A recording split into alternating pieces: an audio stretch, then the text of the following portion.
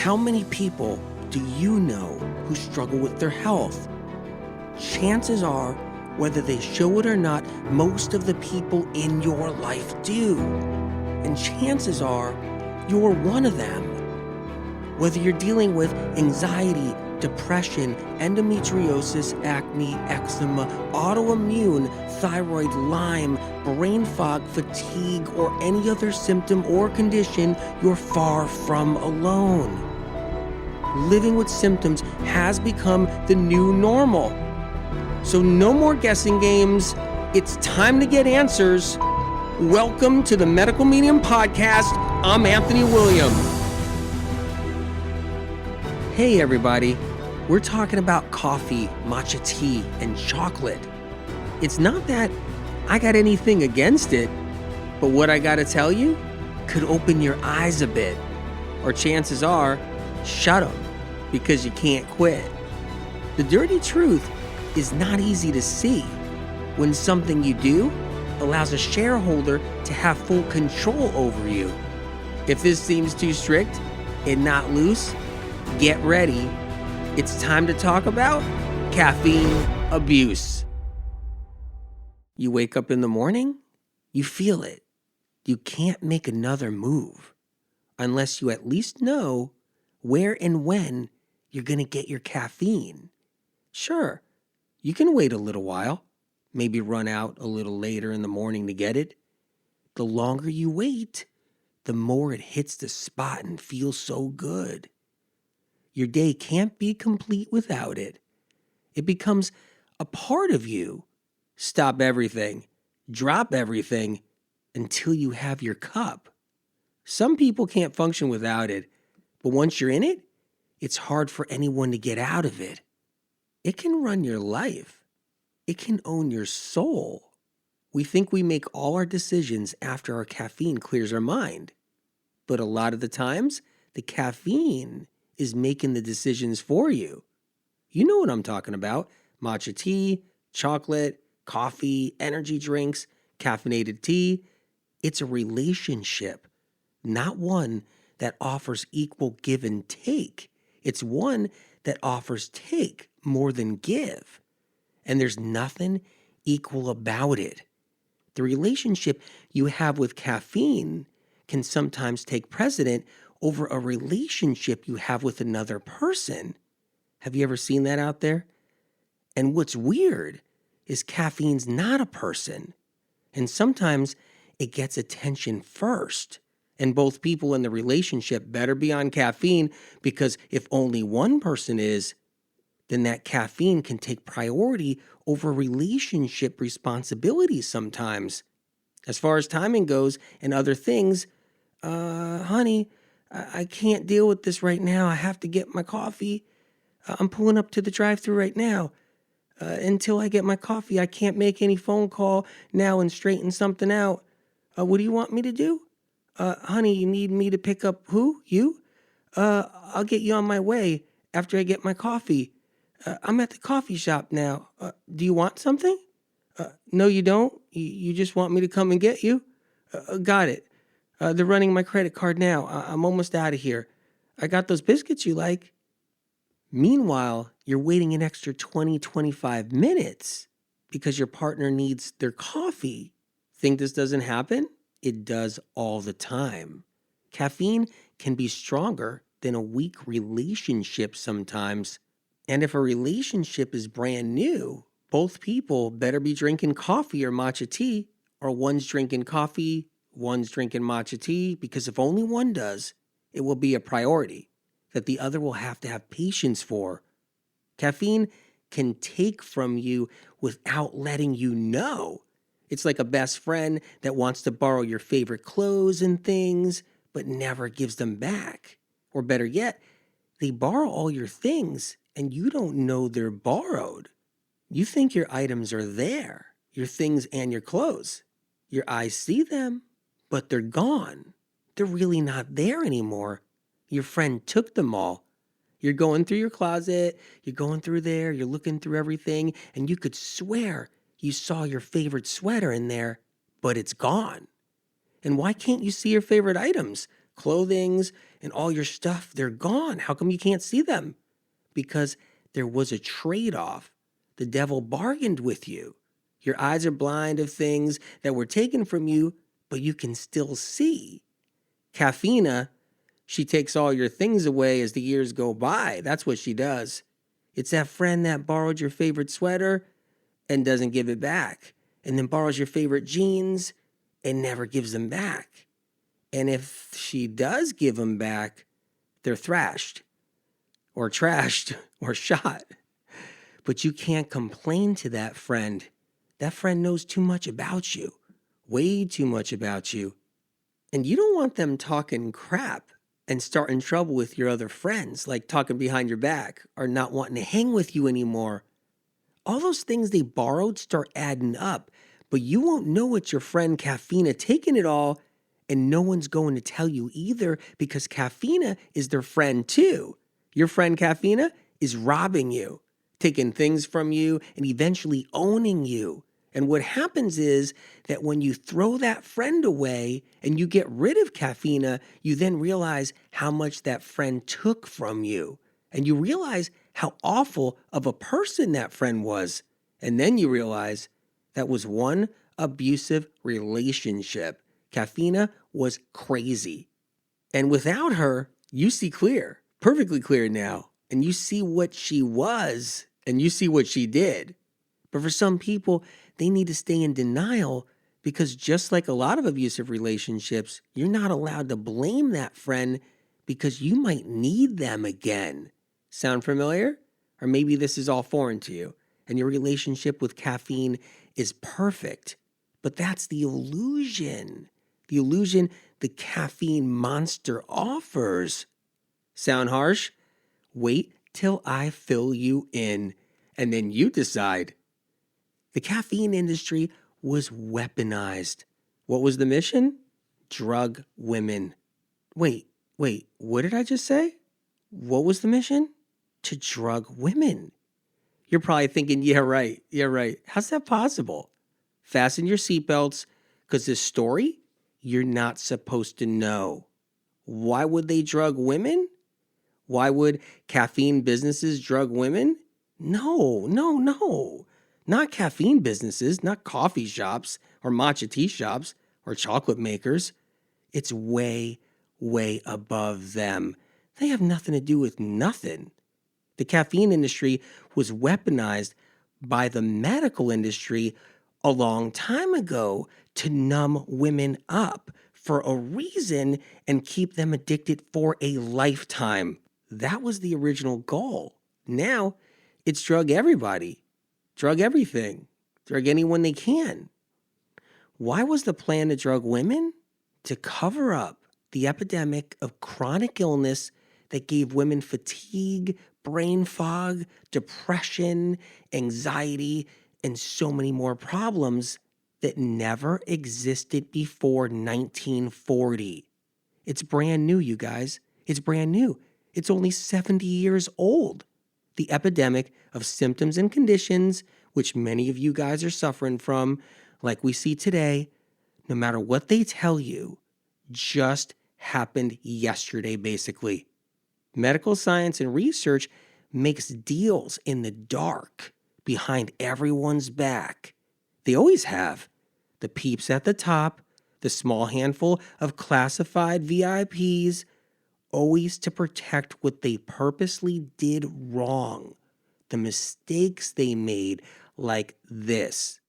In the early 1900s, the classified private medical industry, not the public medical industry, the details matter, not the medical universities, not the public research and science, the private classified medical industry. Think it doesn't exist? Think again when someone with a blue glove on checks your temperature, shoves a Q-tip up your nostril, and then makes you fill out a card while you're sitting in your car. That bug out there got out of the gate, just like all the early viruses and bacteria in the early 1900s that were raised in labs by the private classified medical industry that created the epidemic of chronic illness that started in the 1940s and 1950s that made women sick, for the first time in our history with symptoms never seen before. This is before men got sick with similar symptoms. Why did women get sick first? More on that later. The private industry released the pathogens through medical treatments and other avenues, and it led to the fallout in the late 1940s and early 1950s of women falling ill. But who cares? Who cares? Whatever happened to great grandma doesn't matter. And who cares what happened to her relatives and anybody else in the past or other people? Who cares if women fell ill in the 1950s? So what? That's the past.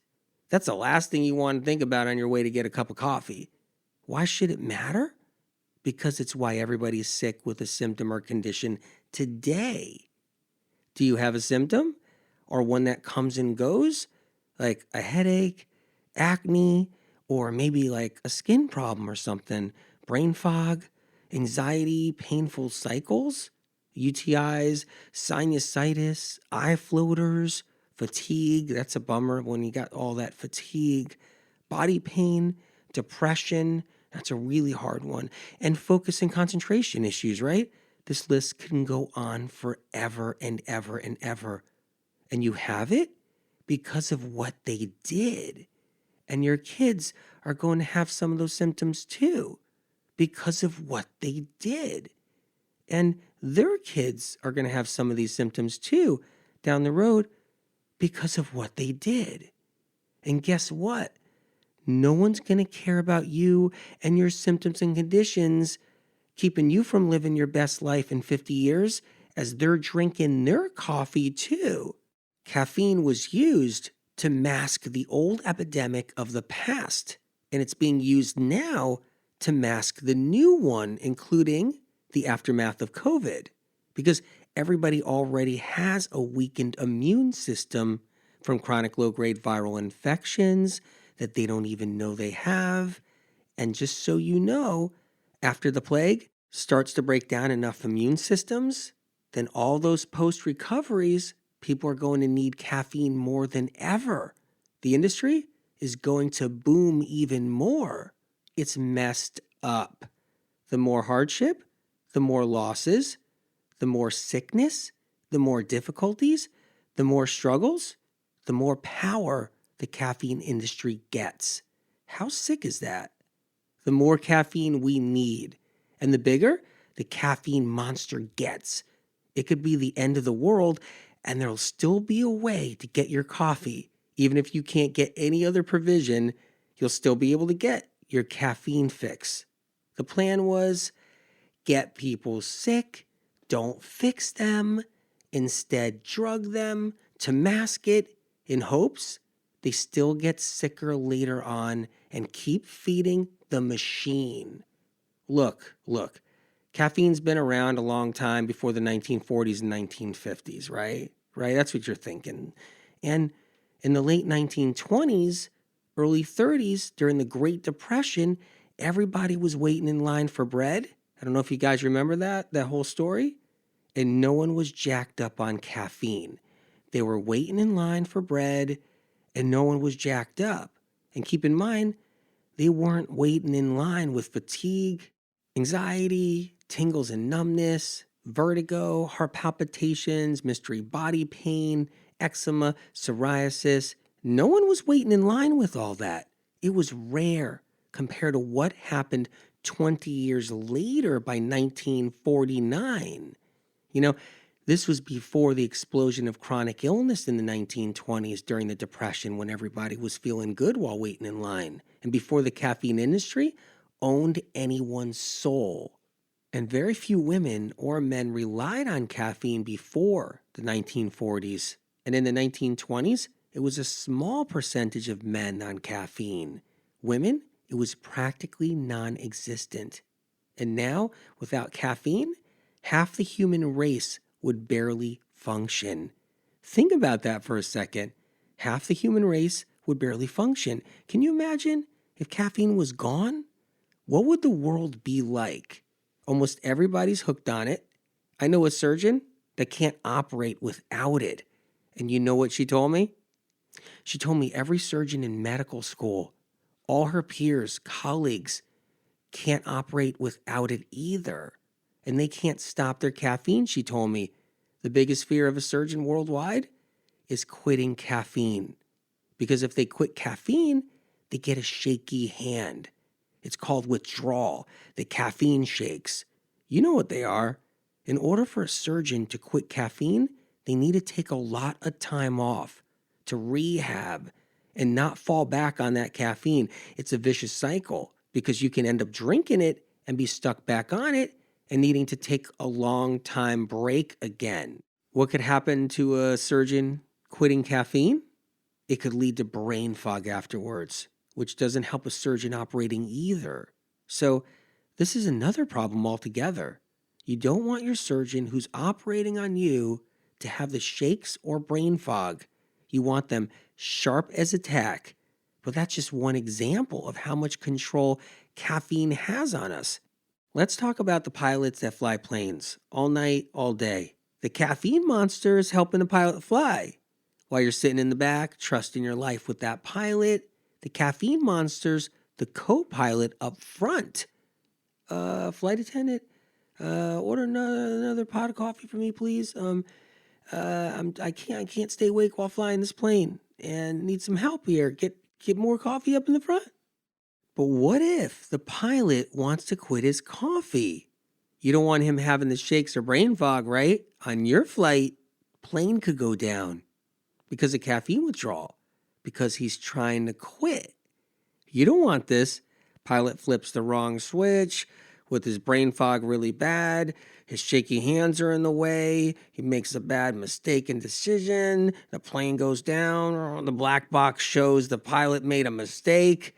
But it's not the pilot's fault. No one would know why the plane went down. It was the caffeine monster that was the co-pilot. The pilot was trying to get rid of him. But let's just say the pilot did great. Pilot was fine. But the guy that fuels the plane on the ground, he's on his caffeine withdrawal and doesn't close or seal the valve because of his brain fog's really bad. He forgot. And the plane is taking off, and there's fuel leaking everywhere as the plane's going up in the air. That's not going to end well. You get the picture on that one. And what about the plane mechanic? He's on his caffeine withdrawal, and the caffeine monster hands him a wrench, but makes him forget to tighten up the right bolts and nuts. And instead, he tightens up the wrong bolts and the wrong nuts, and even leaves some of them loose.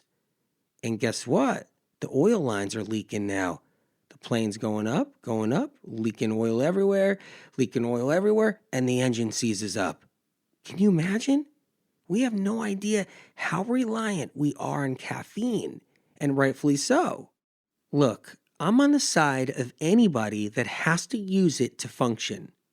But why can't we function?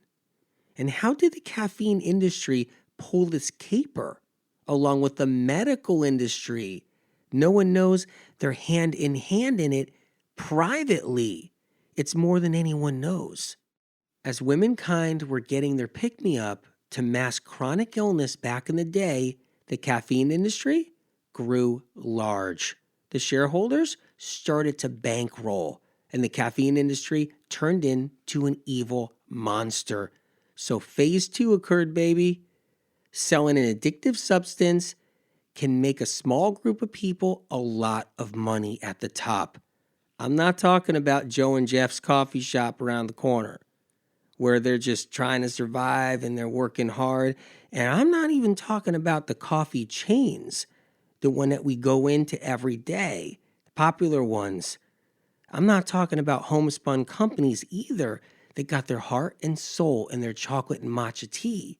Their intentions are gold. They're concerned about sustainability, fair trade. They love what they do. They're into coffee drinks and other caffeine beverages. Many are connoisseurs themselves. They know how to smell some good coffee. Mostly good people, too. I got a close friend that owns a coffee business. She's got a heart of gold, tremendous compassion. But a trick was played, and we were played.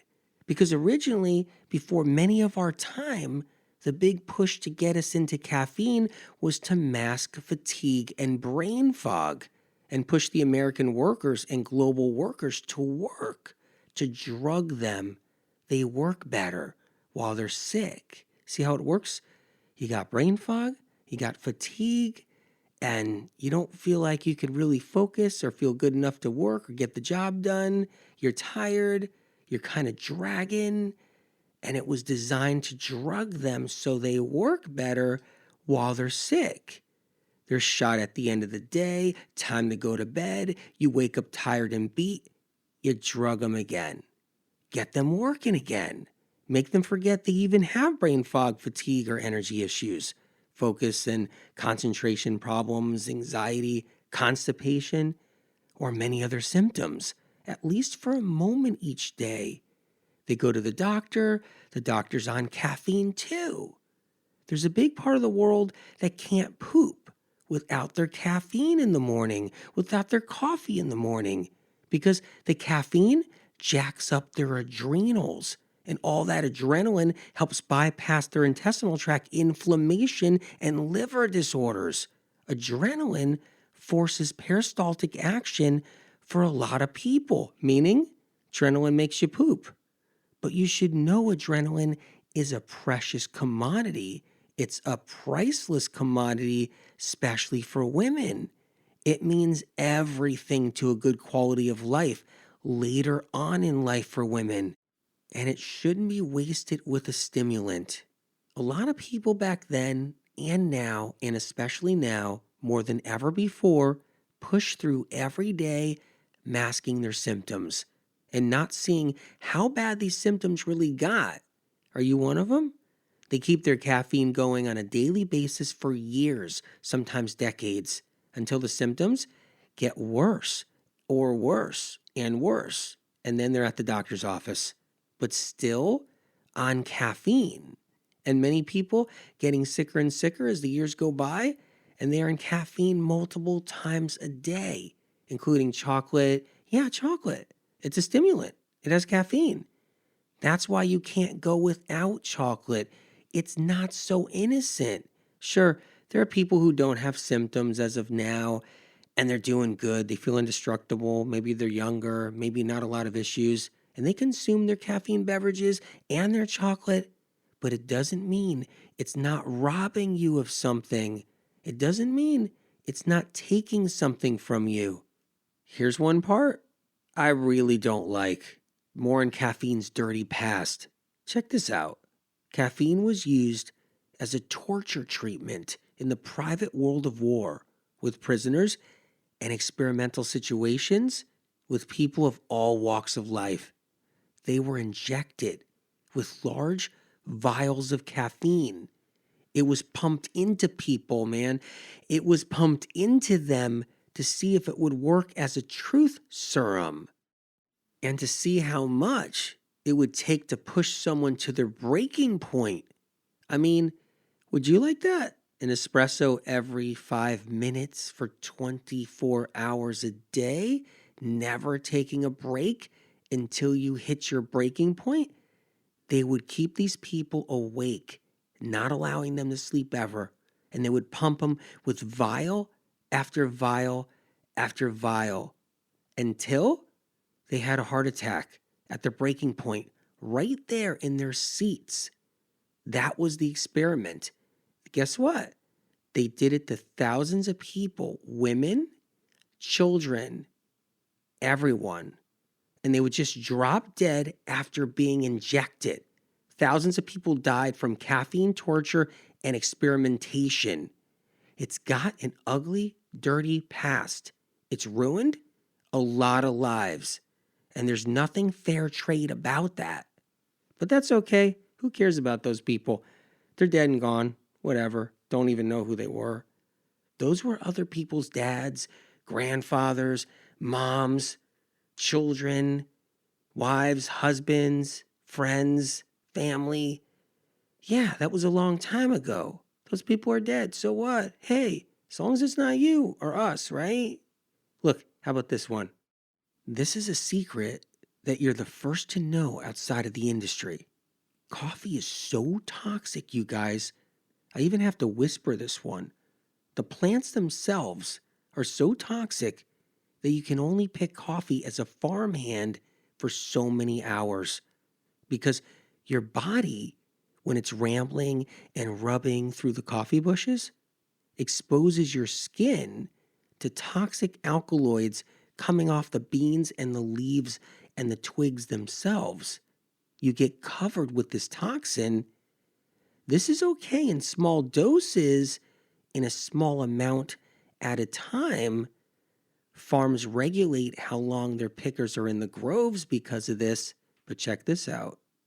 If a picker's been in a field too long and it's a hot, hot day and they're sweating and all their pores are open, absorbing these toxic alkaloids, and their whole body is being covered for too many hours, the alkaloids sit in the skin with the pores open, exposed to oxygen in the air.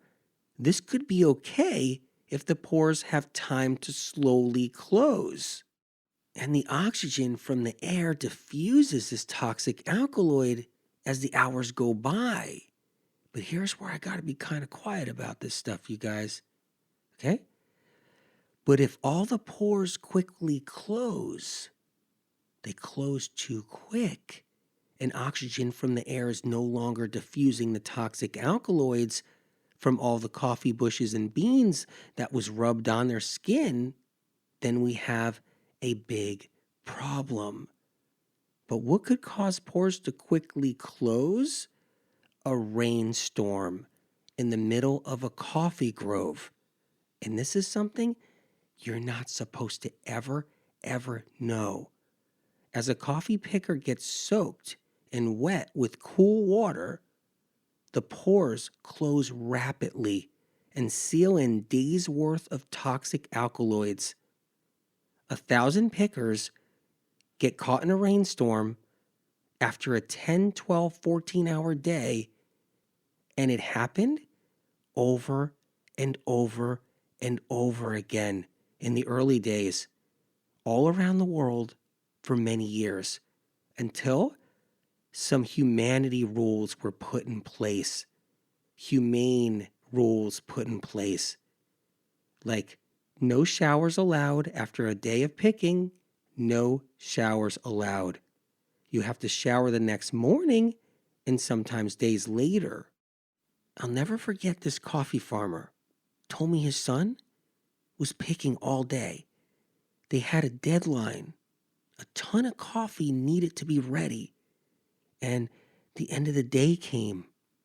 And the son, he had a hot date. Quote, that's what he said. He had a hot date. And he decided to jump in the shower right away. Even though he knew better. He died in the shower. I'll never, ever forget that story. But at least there's fair trade, organic, biodynamic. You can get dark roasted, you get lightly roasted, you can have a bagel and a spread with it. You see couples in the coffee shops having their coffee drinks. Little does anyone know, there's lots of bloodshed and loss so we can have our grounds. It wasn't the coffee grower's fault who told me the story. I felt so bad for the man. It's just coffee is that toxic. Remember the private medical industry that got people sick, then wanted them on caffeine?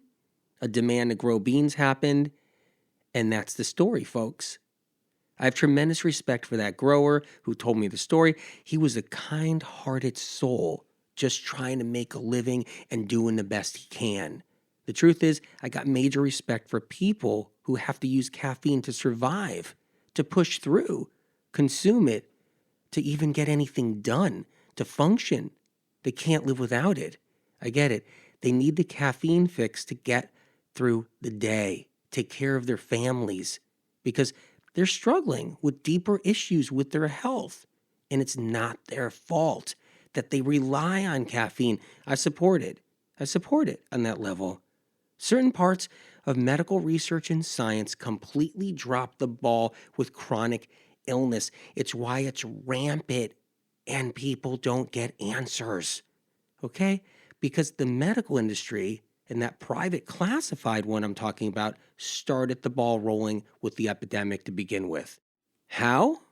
The industry created bugs, purposely exposed us to them, pumped us up with toxic heavy metals, purposely exposing us to that, causing future centuries of sickness ahead of us, purposely keeping us sick so the medical industry can make more money.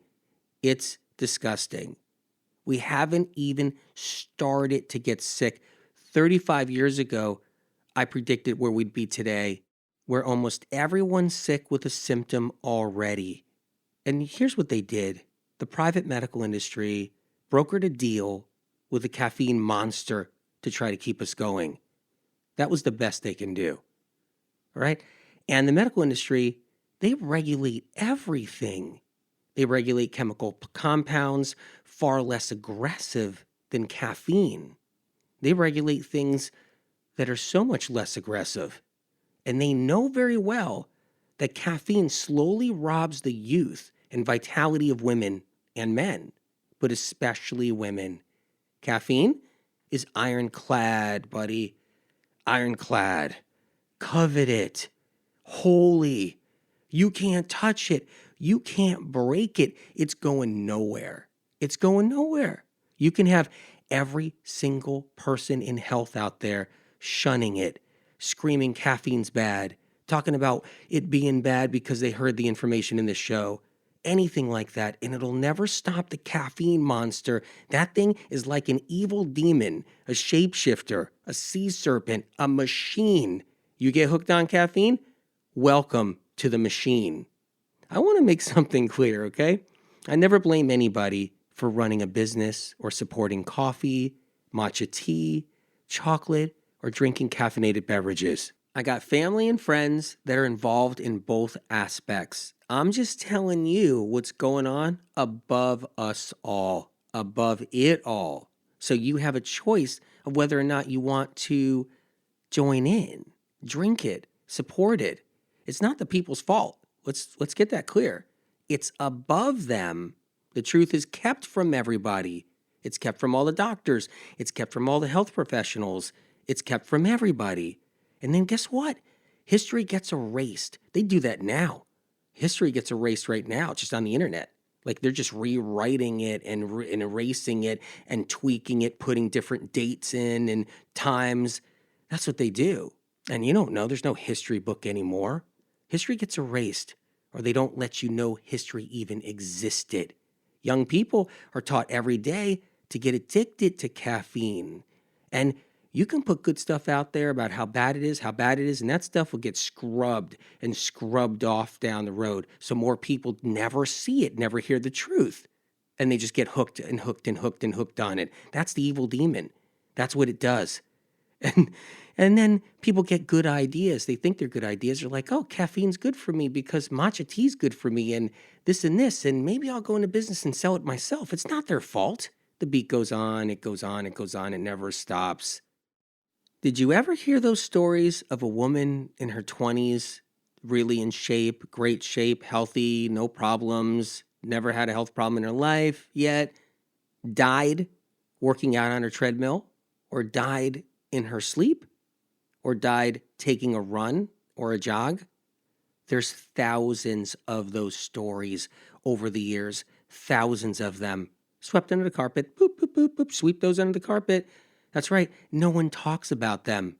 They just get buried in the news. Or not even. The story never surfaces. It's swept under the carpet, like I said. They never diagnosed the death properly either. It's a mystery. And guess what? It was their caffeine. Caffeine, wait till you hear this, can jump the heart. What does jump the heart mean? Caffeine can jump the heart. Unexpected heart attack in young people because an electrical surge bypassed nerves in the heart and caused a reverse heartbeat to occur, a rare phenomenon caused by caffeine, meaning the blood went back the other way fast for a split second or more. And because the person's doing cardio at the same time, the heart's pumping, the way it should. You're doing cardio. Your heart rate is up. Think about that. You know your heart rate is up. You can feel it. Just feel your wrist or your neck when you're exercising, right?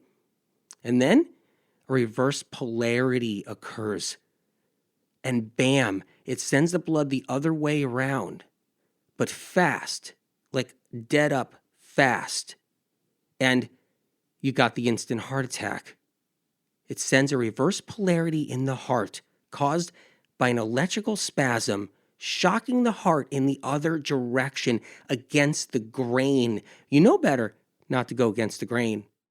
That electrical shock that sends the heart in the other direction blows out the valves in one shot, just blows them open for a quick second, and that pressure goes back the other way. Craftsmen know not to go against the grain when they're doing their woodwork. They know better. That's what they know. But in this situation, caffeine goes against the grain in a bad way, the wrong way, and kills you. And that's why so many perfectly healthy young women and men who work out every day go out for runs, have no real health problems, and drop dead exercising. And check this out. Drop dead at night, sleeping, dying in their sleep, total mystery. And you know how that happens? The caffeine can build up in pockets on the nerve endings. The caffeine clusters. It clusters on nerve endings. And then when you're falling asleep, REM, all of a sudden something starts happening. Electrical activity as you're starting to fall asleep starts happening. And as it's doing it, electrical impulses are spinning around. They're going around, hitting all the neurons, and they hit a gasoline fire. They hit a gasoline pocket, a pocket of drug, a pocket of caffeine is just sitting there all balled up, clustered in an area of neurons. And all you need is a spark. And that spark is a dream. You're going into some heavy dream where you're getting kind of chased by somebody in your sleep, in your dream, a little nightmare kicking in, or you're chasing somebody else, or your heart rate starts picking up because it's an emotional dream. And then a fire can start, and that reverse polarity can hit then and do a quick reverse shock while you're sleeping. And if you're sleeping on your stomach and your face is in your pillow too, and you're not getting a breath in time, it happens even more. No one even knows this stuff. Medical research and science have no clue. It's just, we don't know. We don't know why. We're doing, the autopsy. We're looking into everything. It's so sad. It's heartbreaking, truly heartbreaking. And no one's doing anything about it. No one cares. No one will ever want to know. And we just sweep this under the rug like it doesn't exist. It doesn't matter if 1,000 people worldwide or more die in their sleep, young people with no health problems. Look, it's rare. It really is rare. It doesn't happen every day in that sense, meaning it does happen every day, but not on this massive, large scale. But every life is precious. So when you lose your life to something like this, and all you get from the medical industry is, well, hey, we don't know. I think they might have had a rare condition. We're looking into it. We think there might have been a tiny hole in their heart. We don't know. Or an undiscovered heart murmur, sir or ma'am. And so we're still looking into it, but we think your daughter just might have had some kind of inconsistency or compromise, or your son, and that's the best they can do. Meanwhile, no one's given the choice to be like, hey, stay away from the caffeine. Let's find another route. Let's find some other way. On another note, young people who get addicted to drugs and mysteriously die, and they're not sure why they died. They're not sure if it's the drugs in their bloodstream, and it's a mystery to the medical examiners. Many of them died because of this, because all drug users use lots of caffeine between it all. They need it to boot up and reboot and boot up and reboot. Everyone doing cocaine, heroin, popping pills, whatever they're doing, doesn't matter whatever it is. They need a ton of caffeine. And that's why you'll hear the stories. that when the person dies around others doing drugs too, it turns out they weren't even doing that many drugs. Their friends report that, well, hey, no, my friend didn't really party that hard that night. I saw him earlier and he said he didn't even have a big enough stash, and he was kind of like dry that night and he only had a little bit going on. Or my friend was just not like that. My friend knew how to kind of like party like balanced, and equal, and just he knew how to hold his own, and he never pushed it too hard like my other friends. And they tell these stories because it's not the drugs in the end that really caused it. I mean, I'm sure it is in many cases, but not as many cases as you think. And unknown to anybody, they had a reverse polarity shock from cranking the caffeine. And that's what happened to almost every person they injected caffeine vials into. Remember that story? The experimental treatment and war torture in the past? But you're not supposed to know that story. Anyway, now let's talk about everyday life in women's health. Regarding caffeine, of course, coffee, chocolate, matcha tea, and energy drinks. The amount of women with thinning hair has skyrocketed. Epic numbers of women losing their hair at a young age, not when they're 85, not when they're 90, not when they're 75. Not all women lose their hair because of caffeine. I'm not saying that, but most do. If the hair loss doesn't come on early when you're doing the caffeine, it comes on later. Some people, they'll just be doing caffeine at the beginning of their journey. It's their first year, and they'll get some hair thinning. They'll see it in the shower. It'll be on the bottom of the drain. And it's like, wait a minute, I'm 22 years old. Why is there a lot of hair on the bottom of the drain right now? And that happens like that. Other people go 10 years, and then all of a sudden it just starts pouring out. Or 15 years, and it just starts pouring out. It's different with everybody. You know what I'm seeing out there? I'm seeing like double espressos twice a day, coffee drinks 2, 3 times, 4 times a day, chocolate once, twice, 3 times a day, sometimes mixed in, all of them mixed in. Everybody's doing a lot of it, more than I've ever seen. It used to be years ago. I remember 30 years ago, 25 years ago, it would be 1 cup of coffee in the morning. Like 1 cup, not a mug, not a huge cup, right? Or it would be just like a cup, a decaf. That's what it was back then in a lot of ways. Sure, more people did more of it, and they needed a pot a day of coffee, but the pot was small compared to like large cups of coffee on and off all day. And how much are you doing?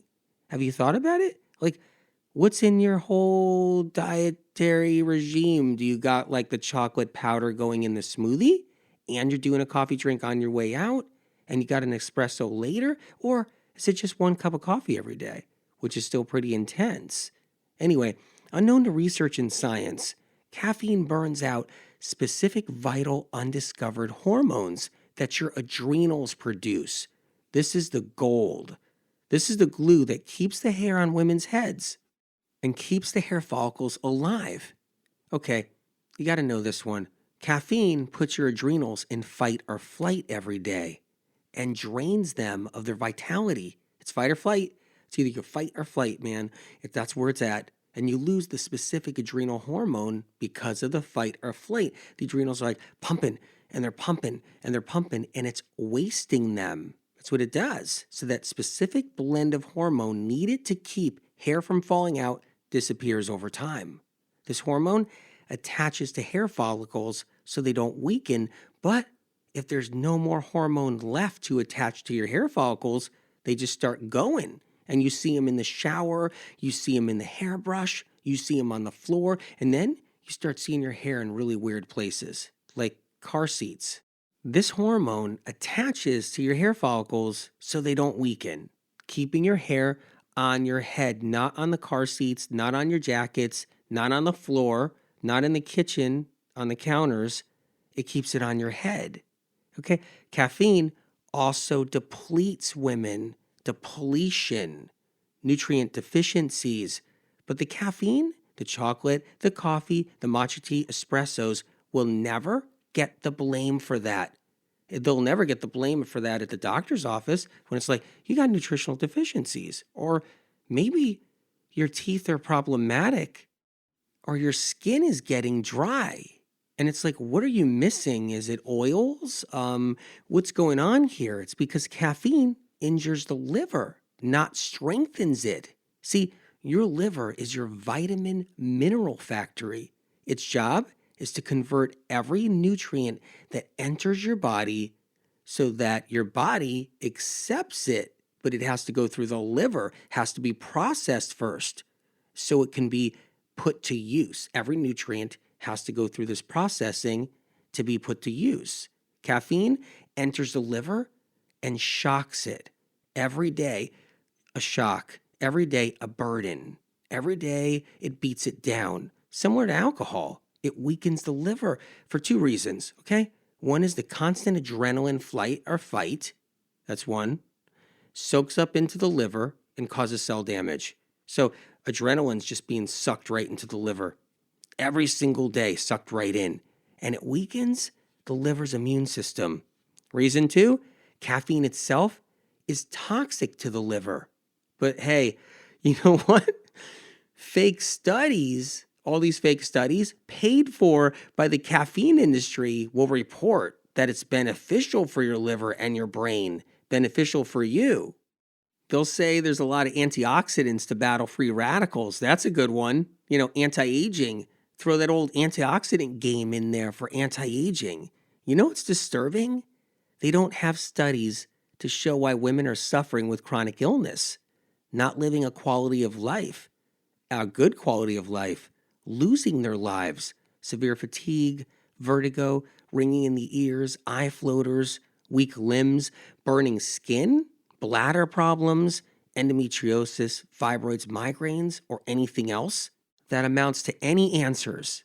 But they got studies on caffeine, and lots of them, because caffeine's way more important than finding answers to why women are suffering. But once again, they take food science, apply it to something that people know deep down inside isn't really good for them, release an outcome, tell them it's good for you. Don't worry, caffeine's really good for you. It can make you live longer. You can live healthier. Longevity, antioxidants to support your addiction, and then getting a whole generation of young people hooked on caffeine, as if that's an answer to something that gives us the okay. What they don't tell you is that everything has antioxidants in it. Poisonous plants, poisonous herbs, poisonous mushrooms, and edible trees, shrubs, bushes, all of them filled with lots and lots of antioxidants. But if you eat them or chew on them or swallow them, you'll end up 6 feet under. But wait, they got healthy antioxidants in them though. Lots of antioxidants. But they got something bad in them that doesn't outweigh the good. And it's like that with caffeine, the beverages, the matcha tea, coffee drinks, the chocolate. It doesn't outweigh the bad. Those antioxidants are not enough. They don't outweigh it. Caffeine use is part of what causes weight gain in women later on in life when the extra pounds come on and you're 40, 38, 42, it could even hit earlier. It's part of it. It contributes to it because caffeine burns out the liver and the adrenals, contributes to those extra pounds by the time you're getting older. And then the liver gets tired and the adrenals get tired. And then the libido goes. The loss of libido can occur because the adrenals get weakened. There's a cutoff switch in women to protect adrenals. You need adrenaline for libido. But if the adrenals are getting too weak, then libido disappears. It's a natural defense mechanism women have to protect them because adrenals are responsible for childbirth naturally in order to push the baby out. A lifetime of adrenaline gets used during childbirth. Men don't have to worry about this. Caffeine can essentially make childbirth harder. I'm not saying caffeine during pregnancy can.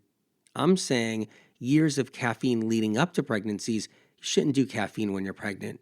Definitely shouldn't do it. But years of it leading up to it, weakening the adrenals. So when that special day comes, the adrenals are like, whoa, how are we going to handle this? We got 10 years of caffeine on us and we're weakened in different areas. And now we got to give it everything we have to get the baby out. A lot of women suffer with childbirth, and in many cases, caffeine plays part of that role, or it's the straw that broke the camel's back kind of thing.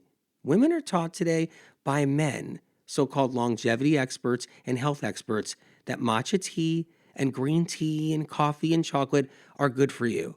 They're being trained by men in the field of medicine, in the field of health, that caffeine is good for you and helps you live longer, until someone hears the show that's in podcast world and then they start copycatting, because that's what they'll do, and they won't cite it back here. But we already know that story, how that goes all the time.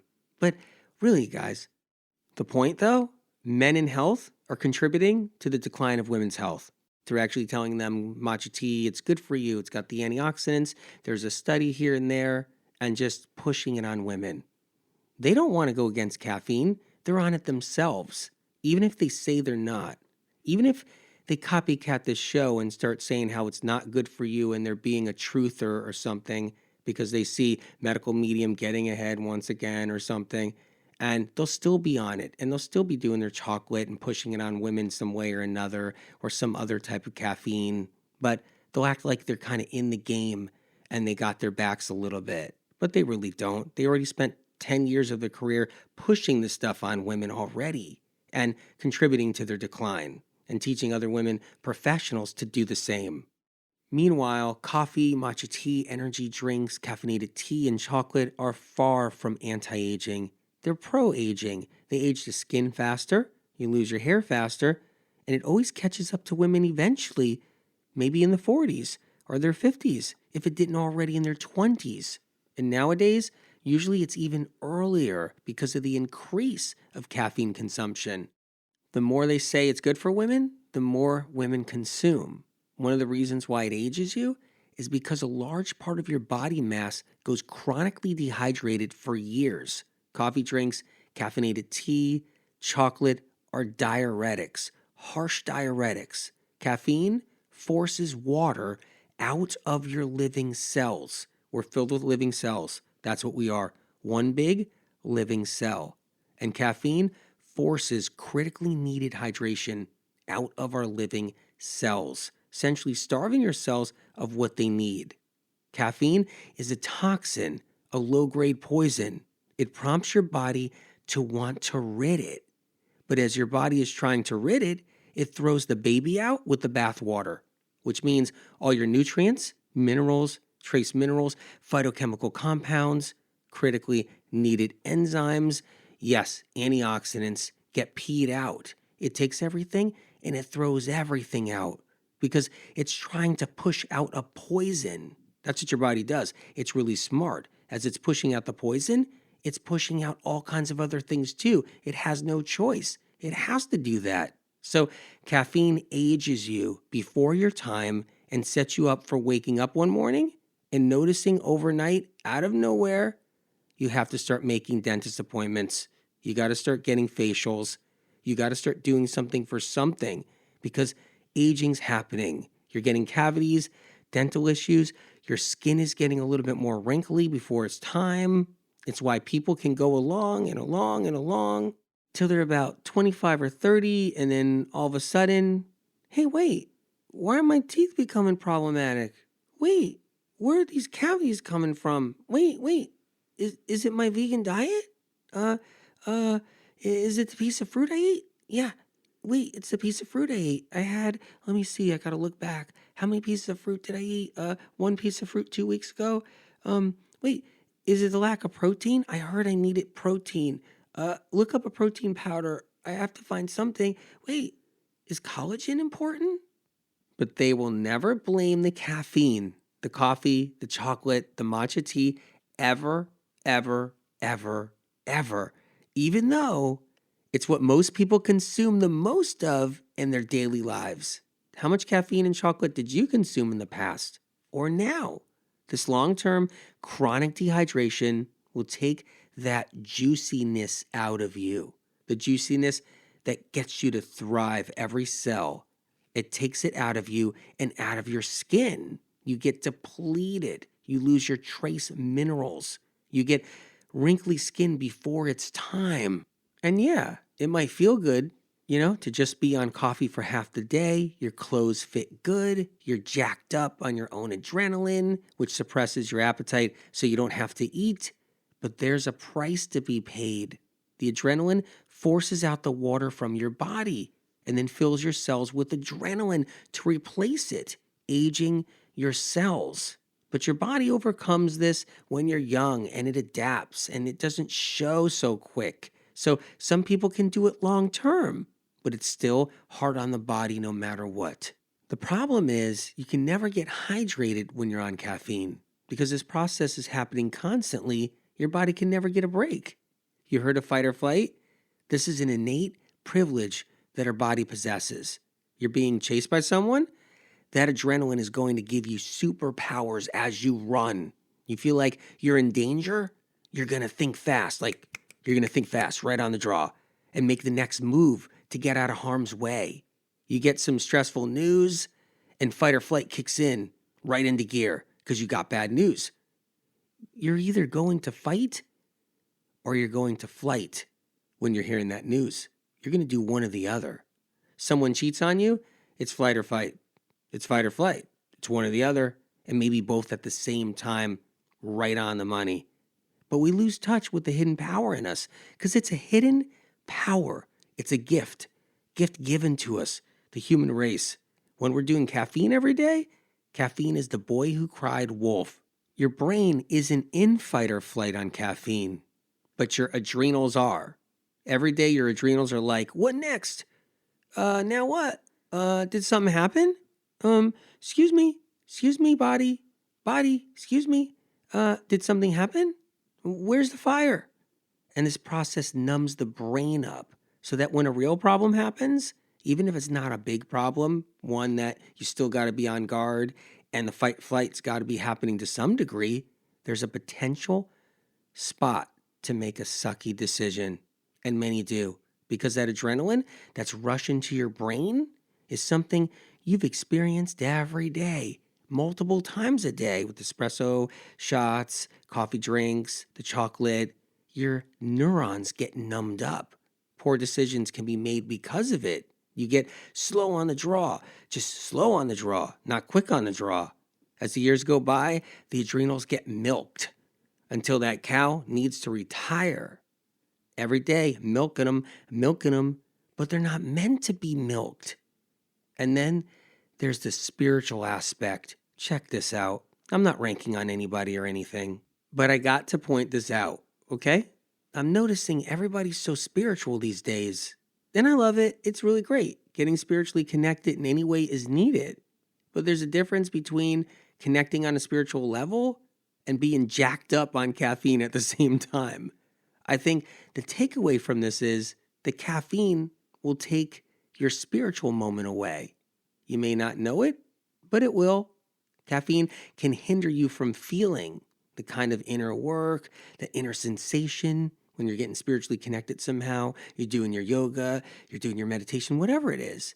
That inner connection that needs to be made when you're making that spiritual connection, when you're seeking that spiritual enlightenment. And then that caffeine monster sitting there on the co-pilot thing again. Remember the co-pilot thing? While you're sitting there doing your meditation, while you're sitting there doing your spiritual work, your breath work, while you're jacked up on caffeine. In the last 35 years, I met a lot of gurus doing their thing because they've sought me out for help because they had bizarre symptoms and they had no answers. Gurus all around the world with massive followings, okay, doing their thing while they're all lit up on espressos and chocolate and coffee drinks, iced coffee all day long, especially recently more than ever. There's even some influencers that praise themselves for being so deep and so connected. Meanwhile, they're eating caffeine, drinking caffeine 6 ways from Sunday. Can you get spiritually connected while your adrenals are pumping? Maybe not. Maybe yes. Maybe no. I don't know about that. I would say no. You got to try to do it between caffeine. How do you know if you're getting a spiritual high or a caffeine high when fight or flight takes over your brain? Really no way of knowing. Caffeine changes the personality of a person. like they've been bitten by a zombie. I've seen people who know people only while they're on caffeine. It's the only way they know them. And they see them one time when they happen to be off the caffeine for a moment. And it's like, who are you? Like, who are you? And the person even knows they're different. Then there's someone you know on caffeine, and then you also know them off of caffeine. It's like Jekyll and Hyde. Which one is it? You don't know what you're going to get. So who's getting spiritually connected today? Is it Jekyll? Are you getting spiritually connected? Or is it Hyde? Are you getting spiritually connected? Which one is? There was this elderly couple I knew. Husband was on caffeine every day for 40 years. Espresso in the morning, coffee throughout the day, espresso at night, and chocolate occasionally in between. He got a health problem. He was 60 years old, had to go on some heart meds. Doctor told him to stop the espresso, so he quit all caffeine. His wife said it was as if she met him for the first time. She didn't even know who he was as he was off the caffeine. Some of the things she reported was he had more patience for her. He was less cranky after he went through withdrawal. He slept better at night. He stopped kicking her in the bed. And she even said he stopped jabbing her in the leg with his toenails while they were in bed at night. And he was less argumentative and confrontational. I'll never forget that one, with other relatives and his own kids. His kids were like, I got a dad I never met. This was like very strange, she said. And he smiled more, was more pleasant to talk to, and he asked a lot of questions instead of being wrapped up in his own head. You know the deal, wrapped up in your own head. It was like a different person without a stimulant. But this isn't the case with everybody, but I've seen this a lot. One of the hardest parts about it all, a small group of people at a get-together, men in the industries at the top, knew what they were doing when they hooked women on caffeine. They knew it was unfair, and they knew it was a cheap shot at them. Because back in the old days, you get women hooked on caffeine, you keep them busy. Addictions take energy and time, and it numbs women up. What caffeine drinkers and consumers don't realize is a big portion of their lives becomes the caffeine monsters, because you lose time to this caffeine monster, and time is precious. When you spend time on caffeine, it's not going to get you better from a sickness. Instead, over time, it can lead you to a sickness and suck more of your time away. The private industry knows this. They know it's a toxin. They know it lowers the quality of life. It's called death by 1,000 cuts. And caffeine is a few of those cuts.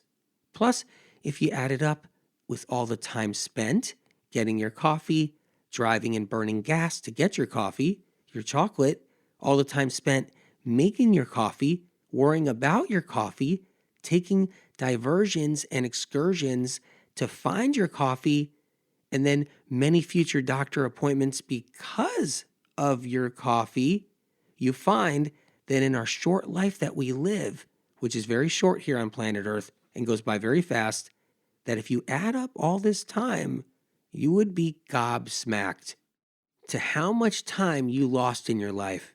There's a saying, use your time wisely. But that's right. When you're young, you think you have all the time in the world. I get it. And when you're not so sick or not sick at all yet, you think you'll live forever. Of course, you can see caffeine as your daily fun, getting together with people, spending time alone with it, with your cup of coffee. That's your daily chore or fun outing. Getting your coffee drinks, it's a great thing to do with your girlfriend or boyfriend, husband or wife, friends and family. You wake up in the morning, try a different brew, different blend, foam, no foam, cream, no cream, sugar, no sugar. You covet it. You covet your coffee, your matcha tea, your chocolate. You protect it. But all addictions at one point or another we see as fun, and we protect them with everything we have, and we stay in denial, especially this one, get us in the end somehow one way or another. And we get tricked because science and research supports this one. Yeah, they think it's good for us, and we think it's good for us. They don't know why. They have their theories because every study they do has an asterisk by it that says there's a lot of variables, study inconclusive, and all paid for by the caffeine industry. The antioxidants in coffee so-called helped a rat in a cage not die as fast, or maybe caused a rat in a cage to see better or something. I don't know. Depends who's on the shift watching the rat. And at that lab, with research in science, was the lab technician drinking coffee themselves? Because they're in denial too. Almost every scientist is on coffee. Every lab technician is on coffee. With all the studies they've done with coffee, matcha tea, and chocolate and caffeine, did they choose lab technicians that were off of all of that and not on caffeine? If a lab technician is drinking their coffee in the morning, looking over the rat cage, they're going to make sure a bad outcome doesn't come out. Ain't nobody taking their coffee away. You can't get any more biased than that. A classic bias study. And don't think it didn't happen, because it already did many times. Hey, I'm trying to see what the behavior in this rat cage is here, but I kind of brain fogged a bit and didn't wake up yet. Frank, did you pick up coffee yet? No? What the rat did you do? Did you see the rat? Oh, he's fine. Oh, he's fine. I just gave him a caffeine injection. I had better give him another caffeine injection. Oh, wait, he's on his exercise wheel. His eyeballs are popped out. Ooh, look at him go. Oh, Frank, get the vegan ice cream. Mike, what are you getting? Oh, you getting the one with chocolate? Me too. I got an all-day shift. Hey, Frank, you look tired this morning. You didn't drink your coffee yet? Well, you better get it. Wait, the rat. What's he doing? Oh, he looks fine. Let's do a blood sample. What does the Caffeine Corporation want us to do? They want us to see antioxidants are at play here? How do we identify an antioxidant? I mean, we're just giving the rat a vial of caffeine derived from matcha tea, and he's all jazzed up. Wait, what's he doing? He's asleep. I wonder why. Because they just blew out the rat's adrenals. Why would a lab tech know anything about adrenals? The lab tech wouldn't. It's that ridiculous. Don't be fooled. There's nothing so science, so proven, so anything about it. It's that wrong and it's that lame. How do I know? Because I've had good scientists, good lab technicians contact me that are good people telling me that's not too far from how it is. In fact, almost identical in some cases. It's a lot worse than you even just heard. A paid-for study is a paid-for study. And the shareholders, they need an outcome so that they can eventually have it trickle down to finally some third-rate doctor with 5 years of experience who knows nothing about chronic illness, isn't seasoned in the field, and does their first podcast on health and says how women, including young women, should be drinking matcha tea because it's good for them. Great. A drug pusher. Just what we need. A third-rate drug pusher that goes online and picks off some bogus studies somewhere on their spare time because he's hooked on caffeine daily himself, and then shouts it out on his little podcast and knows everyone will like it because it just gave them permission. It's as simple as this. And why is caffeine so hard to let go? Because withdrawal can be brutal, just awful. It can be a spiritual experience. Sometimes the most spiritual enlightenment a spiritual guru is receiving. I know, I've been told that by some serious gurus around the world throughout the years that could not break their caffeine addiction. It was like fighting a demon. It was like fighting the devil, they told me. It owns your soul, but it sure is pretty and sparkling, and it shines so bright. You know, those wholesome coffee blends, fair trade, biodynamic, organic, pretty packages, wholesome packages, sustainability, sustainable. We pick our coffee from the finest farms and roast it lightly first before we give it a quick high intense shock roast. That's what makes ours different. We source our coffee from pristine farms around the world. You heard it all. And of course, the smell is addictive. Irony is, like I've said, I'm supportive of people needing caffeine to survive. There's night workers. It's the only way to keep them up. People driving long distance, stopping them from falling asleep at the wheel. People who can't function because their fatigue is so bad and this world is so hard. I get it. What about this? We're so obsessed about coffee that without any science or research, no proven studies, a theory was birthed. Since all doctors and practitioners, both alternative and conventional, are on caffeine, okay, that was unfair. 99% of all doctors and practitioners are on caffeine. We decided to stick coffee up our butts. The coffee enema was born. With all the technology we have, that's what we do. Because in the end, no one knows why anybody's sick, and science and research is so far behind. Literally, we may as well put coffee up our behinds. And what does it do? It kills your liver, shocks it, weakens your nervous system. It mainlines caffeine right to the heart without due process of it starting in your mouth. When you shoot coffee into your blood vessels of your colon, they didn't go through the stomach's security process. Our stomachs are designed to hold back poison, and caffeine is a type of poison. And our stomach has to hold it back as long as it can so it doesn't dump it into the bloodstream all at once, because poison shocks the heart. Any kind of poison instantly shocks the heart. So the stomach holds on to it as long as it can and then siphons it out in small increments. But when it goes into our colon, there's no osmosis process, no filtering, no discernment. The caffeine heads right into the big blood vessels. That's where the big ones are, in the lower colon, and heads directly to the heart with no filtering. You know when you filter your coffee, your grinds are on the paper there, or in the disposable or reusable filters? That's the first filter. Second filter's your stomach, and you bypass that altogether. Probably one of the worst ideas in alternative medicine. But enemas are great. There's times when we need them. But coffee enema? Coffee's not the way to go. Had enough? Let's talk about withdrawal. That's where the big guns are. Let's get into there now. Caffeine withdrawal is a very real thing. You can get migraines, other symptoms. Why? Because the neurons were saturated with poison, the caffeine, and the fight or flight adrenaline. That poison too. When that caffeine and adrenaline leaves your neurons, a shock occurs. It becomes an emotional crash. What goes up must come down. Electrical impulses normally work by our own thoughts, collaborating with neurotransmitters and glial cells in your brain. But that gets taken over by caffeine and the adrenaline that prompts it.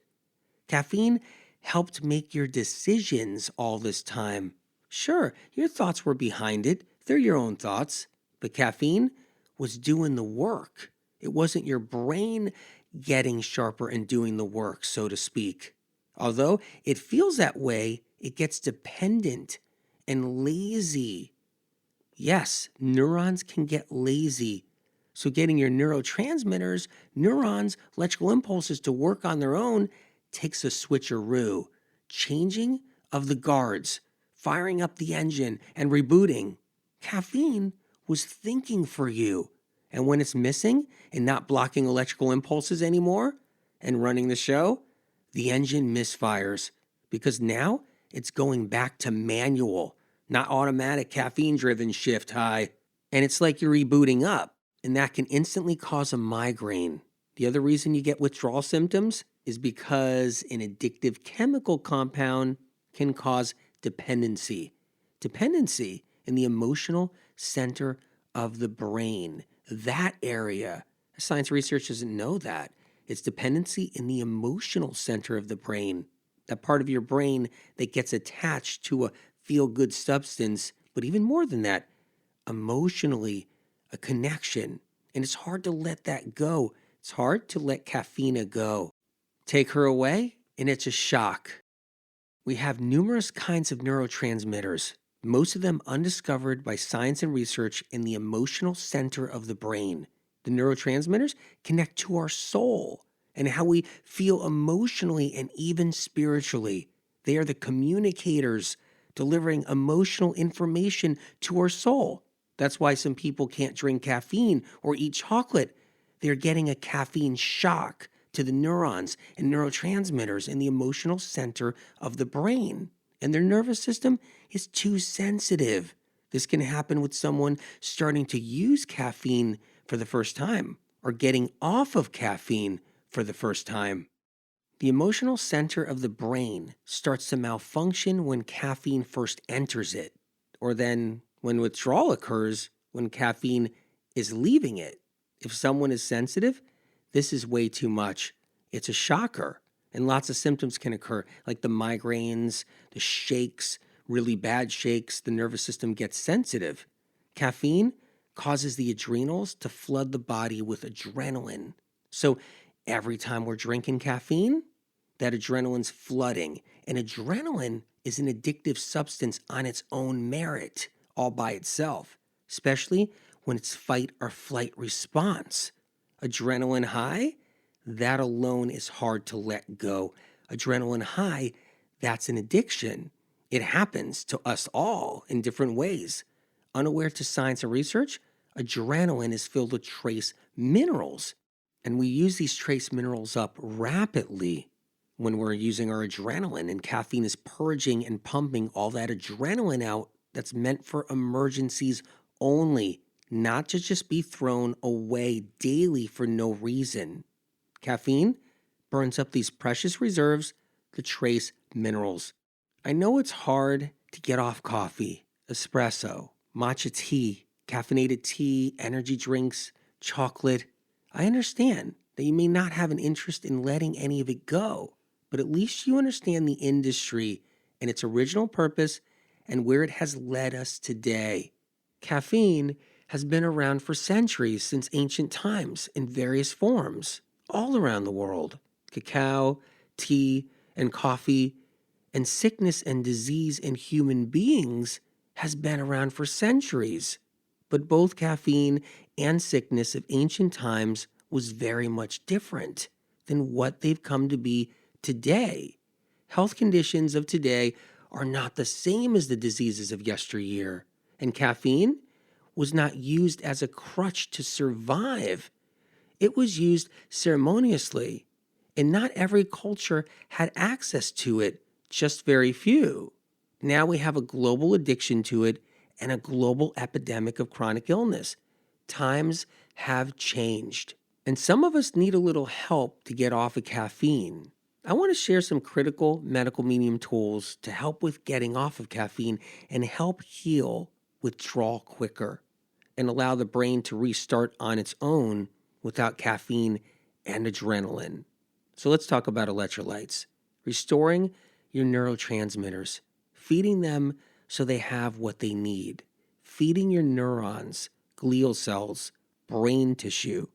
All of this counts with withdrawal. So let's talk about one thing that's really powerful right here, coconut water. When you're coming off of caffeine, try to do 60 ounces of coconut water a day for a week, because those are electrolytes that you need, plus hydration. Now remember, if you've been on caffeine for quite a while, you've been chronically dehydrated for a long time. And coconut water is going to help bring that back. But you might be saying, hey, I had some coconut water before. I've consumed it while on caffeine too. I have it as a beverage, but it just got sucked out of you. When you consumed it, that diuretic, the caffeine, sucked it right back out of you. So what goes in, the good stuff goes in, it gets sucked out. Whew, just gone.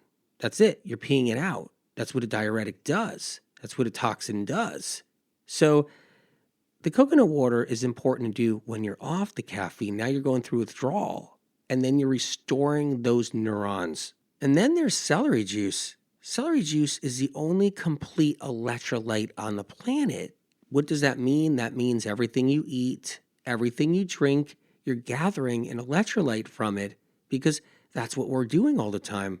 We're constantly trying to grab an electrolyte with everything we consume in any way, whether a food or a beverage. But celery juice isn't about gathering electrolytes. It's all there, a complete electrolyte. It's one of the best, most powerful ways to beat withdrawal and to get rid of caffeine and to move it away from you in your life. So thousands of people are doing that. They're trading off their coffee, espresso, matcha tea, their green tea, all the whatever they're drinking, and their chocolate too. They're trading it off and bringing in celery juice, and they're beating it. They're beating it. And one of the reasons why is because those complete electrolytes right there, they go right to the brain, help restore neurotransmitters, help hydrate neurotransmitters, bring back neurons, and safely guide you off of caffeine. It's been a miracle for many. 32 ounces twice a day for a week. You could always do less. 16 ounces? Try that. 16 ounces twice a day for a week? It's a weapon against withdrawal. Another healing tool, trace minerals. Trace minerals are the glue that allows communication with the different centers of the brain. Left hemisphere, right hemisphere, frontal lobe, emotional center of the brain, or the center that actually is part of the whole control of using your arms and your legs. But either way, all the centers of the brain communicating with each other, especially left hemisphere and right hemisphere communicating with each other. You need the trace minerals. They're in every cell and allow this transmission of thoughts to occur. Caffeine depletes them rapidly throughout the years. And as it's depleting them, you're trying to bring them back in. You try to eat healthy one day, or you're eating a food you don't realize that's helping. Then you're eating a food that's not helping, but you're trying to restore without realizing it as you're living your life. Here's a tool that's really powerful. Spinach soup, one of the medical medium healing tools. It's loaded with trace minerals, including trace mineral salts in a concentrated form. So when you blend all that spinach, because it's a lot of spinach, and you blend it up, you make the spinach soup, the raw spinach soup, it's going to get mainlined to your brain. That's what it's going to do. All those trace minerals in that concentrated form with living water attached to them carries it to the brain with ease, allowing your brain to run free without dependency. You can check out the recipe at medicalmedium.com if you don't have the books. The spinach soup is incredible. It's got leafy greens, the spinach in there, a little bit of cilantro, fruits like squeeze of orange, some tomato, and it's easy assimilation and really helps to restore someone from burnout and help them through caffeine withdrawal. Celery juice is another trace mineral salt tool. Coconut water, another one. And then there's the medical medium healing broth. That's a really powerful tool too. And it's loaded with trace minerals as well. You notice how we're doing that? Going with all the trace minerals? Because that's what gets depleted over time from caffeine. That's how you also age quickly and age in the brain cells as the years go by. Another tool for getting off of caffeine is glucose. That's the secret right there.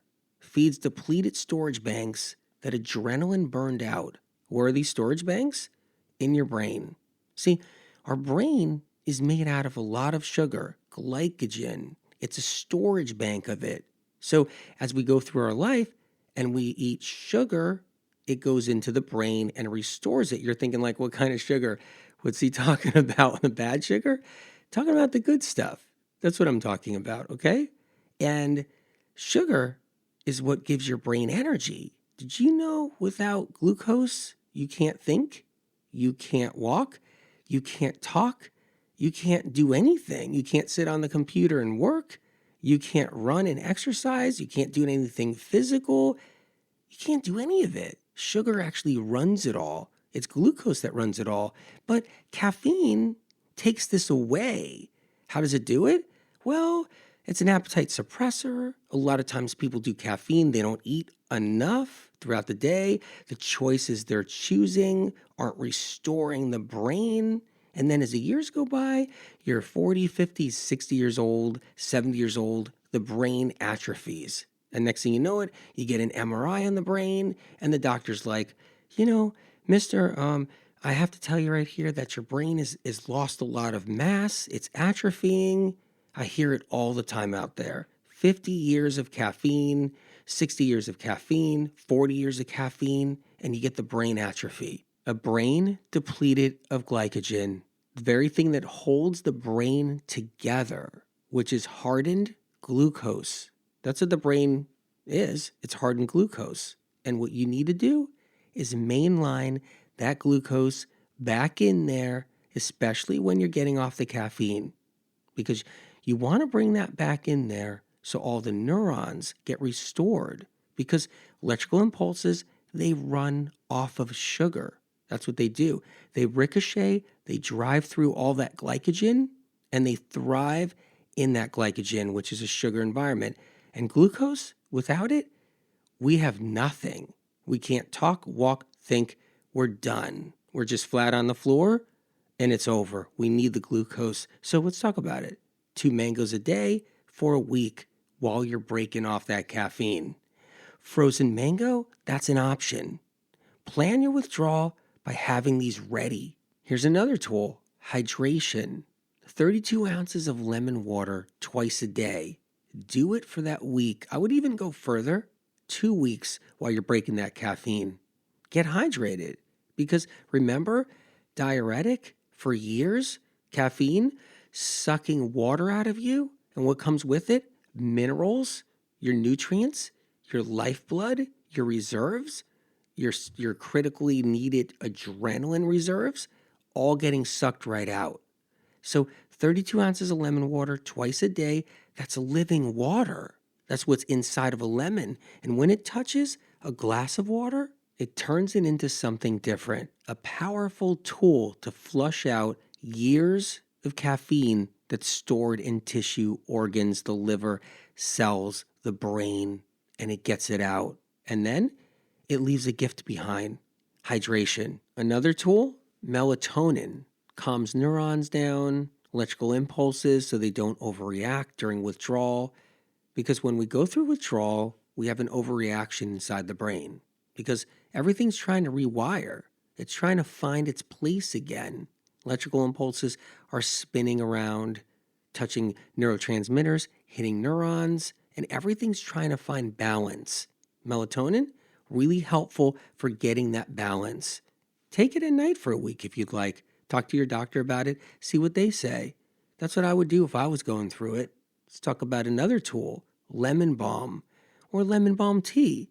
Calms and strengthens the central nervous system, because I've seen a lot of people go through a little bit of anxiety, maybe even a little depression, little nervousness when they're coming off that withdrawal, when they're coming off that caffeine and going through withdrawal. It can be pretty intense. Lemon balm, that's a nervous system tool, because the central nervous system gets dependent on caffeine. And so you need something soothing, a soothing component, as if it was an ointment on your nerves. And that's what lemon balm does. It soothes, calms, and it's like an ointment on the nervous system. This will give your nervous system a better chance to make the transition away from caffeine. So let's hit the magnesium. Magnesium glycinate, a really great tool, helps with muscle spasms that occur during withdrawal.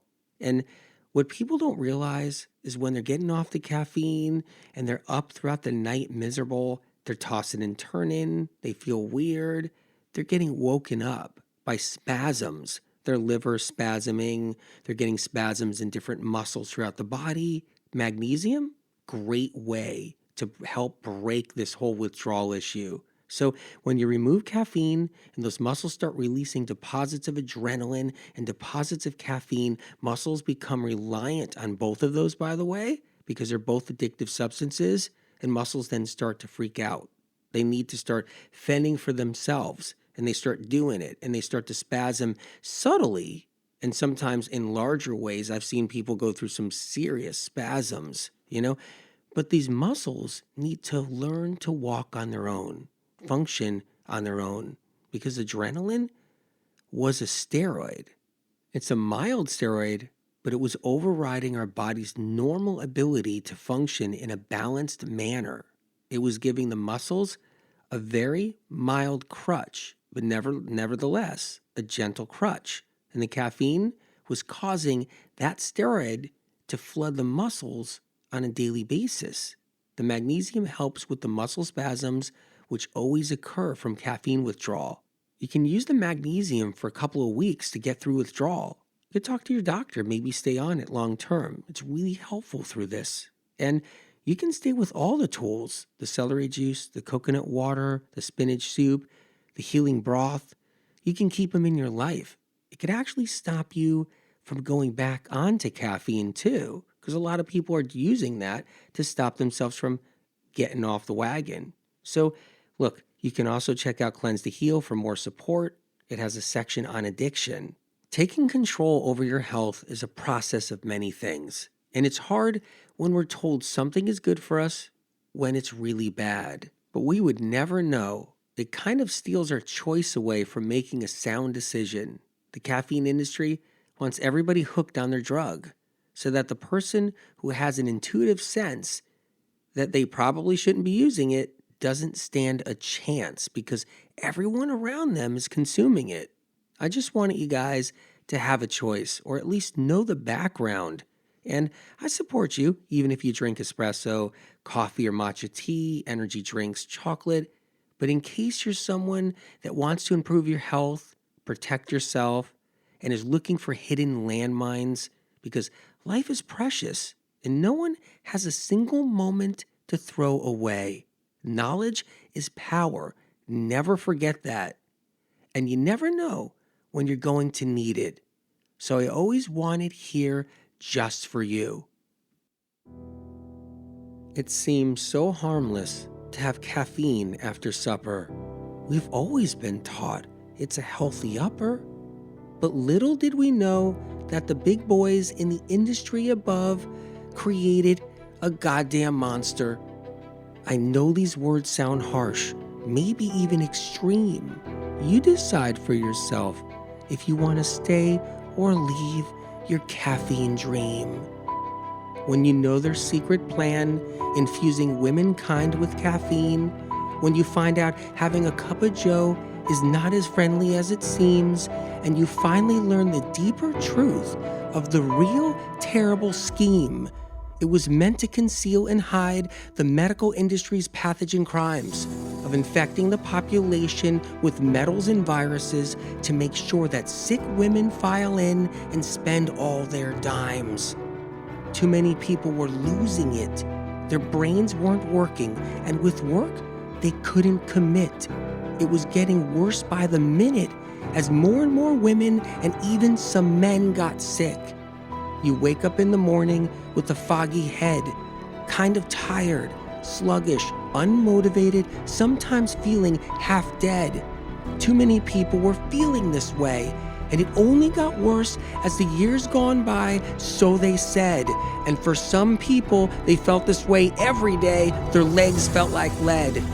The bugs were released by the medical treatments, caused people to get so sick that even some deceased. Can you believe them? The plan was working better than expected. Keeping people sick was preempted. The medical industry always knew caffeine was a drug. It was the only way pre-meds with brain fog could get through school and keep up with all the hubbub. The plan was to use it in a devious way, not for good, but for bad, so it forever stays. They weaponized it, showing us the spiritual war will never quit, the light against dark battle until someday one of them submits. When you open your eyes, you can go to the next phase. If you close your eyes, they unknowingly keep you in a daze. Caffeine has quickened the age of so many. They hook as many people as they can early in life, and in time, shorten the breath of plenty. It was popularized all these years to hide the pain and symptoms that women were battling that caused a lot of tears. The caffeine monster takes control over our lives, owning our souls while blinding our eyes, numbing us up, running our minds at the same time, helping us focus, and then it wears off, back to the caffeine feeding trough.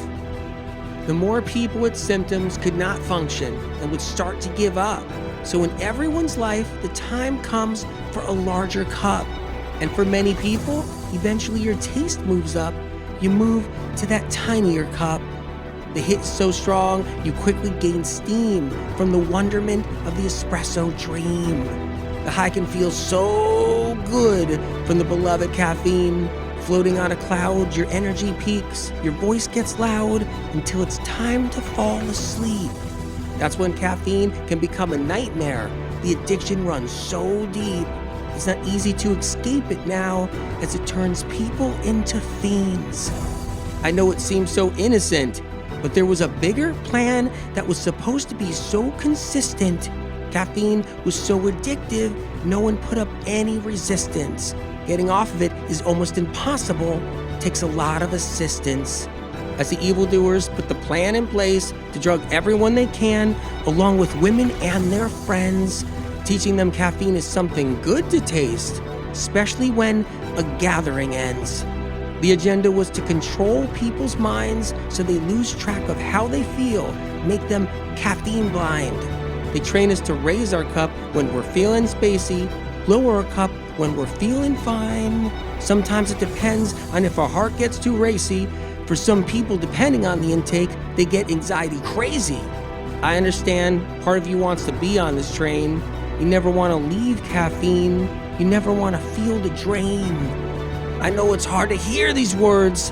This whole time, caffeine was just a game. A game where you were used by others. They don't care if you even have a name. It's about having control over you and not letting you have a say. To them, you're just another number. They're hoping you consume caffeine until your final slumber. But there comes a time in your life. It's time to get off this addictive train. It's time to move forward on your own, feel the sun on your face, and to know when enough is enough, the industries of darkness are to blame. As a messenger, I leave to you always another way to protect your soul and take control over your life and not let evil rob you of your spiritual health and physical days. You can rise out of the ashes. See, I believe in you, and I know you can heal.